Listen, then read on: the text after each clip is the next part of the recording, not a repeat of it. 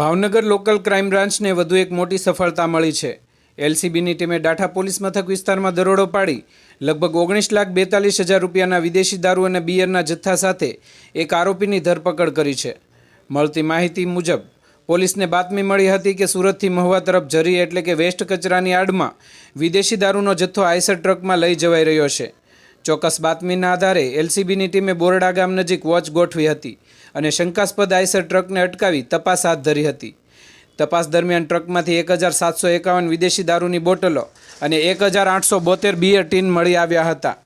પોલીસે દારૂ, બિયર તેમજ આઈસર ટ્રક અને મોબાઈલ ફોન મળી કુલ 19,42,206 રૂપિયાનો મુદ્દામાલ કબજે કર્યો હતો।